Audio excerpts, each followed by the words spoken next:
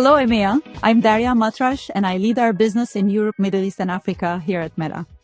I'm so excited to see so many people dialing from Berlin to Dubai, to Joburg, to Tel Aviv, London, Paris, and many more places across the region. So welcome to Meta Marketing Summit Online 2025, the annual event you've all been waiting for. And get ready to dive into the era of performance and possibility. So without further ado, let's kick things off with our first session. I'm incredibly honored to introduce you to one of the most influential leaders in policy and a key voice on issues related to technology, politics, and society. Meta's very own President Global Affairs, Nick Clegg, who's sadly leaving us, but I'm super honored to have him with us today. Nick, welcome. It's lovely to be here. One of the things that are top of mind for our partners is the potential of AI, what it can do for innovation, productivity, but at the same time, they are concerned about the potential risks.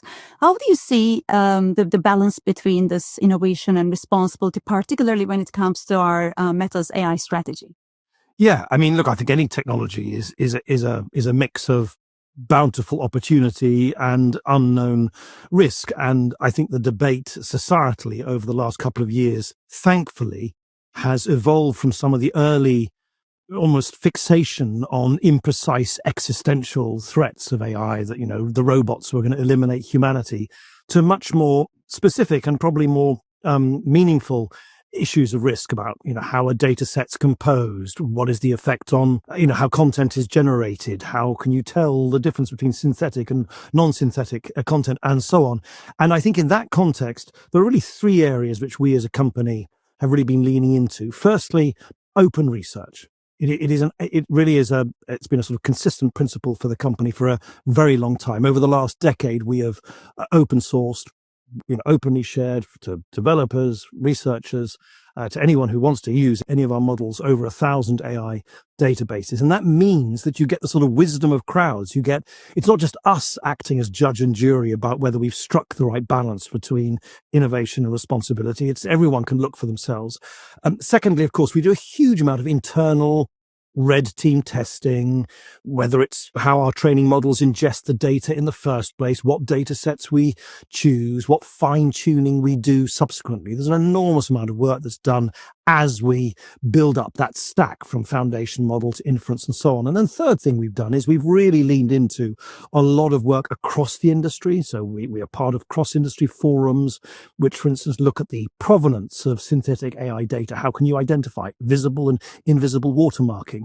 We participated in numerous international fora, from the Bletchley Park Summit on safe development of AI in the UK a while back, to summits held in Seoul and in Paris this very month. So I think those are sort of some of the proof points, if you like, of the way that we really have been striving hard as a company, as always, to try and get the right balance between rapid innovation, but also incorporating a responsible mindset throughout. This is very helpful. Great summary. Thank you so much. And maybe just following from that, another top of mind for our partners is whether AI technology can be leveraged. I mean, it's an asset for things like ensuring online safety and content moderation, or does it introduce new risks? Yeah. So what is your take on this? No, absolutely. I think it's often overlooked in the debate that when it comes to the fraught issue of content moderation, and it is fraught, Mark Zuckerberg has recently made some very significant announcements about some adjustments in our content moderation. But I should stress, by the way, that even notwithstanding those adjustments, we still have community standards. We're still way more transparent than anyone else in the industry about what content we do remove or demote and so on.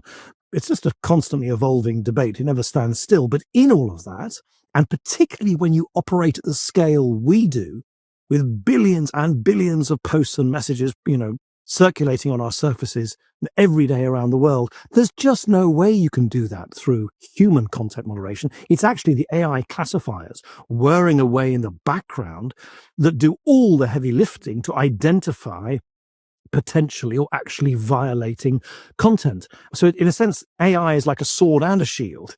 It actually allows us to moderate content and wherever we decide to draw the line, to draw that line ever more precisely because of AI. And one of the things that Mark actually stressed in his recent announcement was that we were going to try and use our AI classifiers with ever greater precision so that we're not removing content that we shouldn't remove, so that we minimize the number of mistakes. And that's exactly what I think AI is going to allow us to do when it comes to removing harmful or violating content.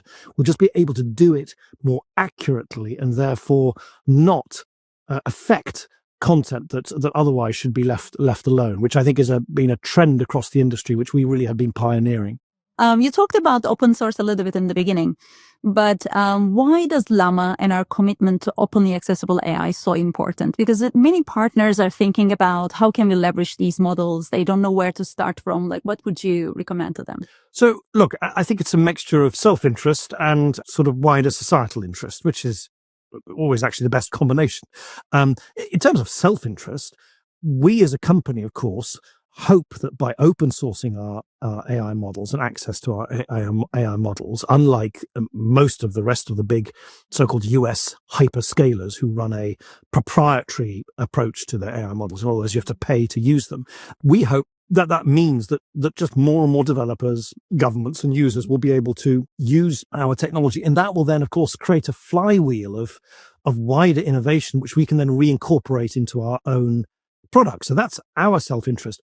I think on the wider scale of things, I think Mark Zuckerberg has always believed, and I think he's very right on this, that it's just not realistic or sustainable to imagine that such a transformative, powerful technology, which is going to change everything from the way that we predict traffic flows to the way that our kids are taught in the classroom to the way in which cancers are diagnosed in hospitals and so on. It's going to touch so many aspects of our daily lives. It's just not realistic to imagine that that technology just remains in the hands of a tiny number of very large, well-resourced technology companies on the west coast of the United States or in China. It just, as a sort of matter of democratic principle, this technology needs to be democratized. And the great thing about open source means that, particularly if you take the smaller models, you can run them on your own hardware without any API link, without any data going back to Meta's servers. So it's not only free, you also have extraordinary amount of control over it. The API-based models, the proprietary models, there's always data flowing back to the host servers. So I think it marries innovation, democratizing of tech. It's free, but also control. It gives people real agency and sovereignty in the way that they choose to use and customize this technology. That's great. And as we conclude our conversation, what would you want our audience to remember from this? Well, that we're in the very early stages of an extraordinary transformation, that it's normal that people are fearful of the unknown and of new technologies. These are powerful technologies. I think the opportunities do outweigh the risks. And the more we can share this technology rather than hoard it, the better it will be for everyone concerned. This is great. Thank you so much for offering such valuable insights on Meta's AI strategy, our commitment to open source and responsible AI.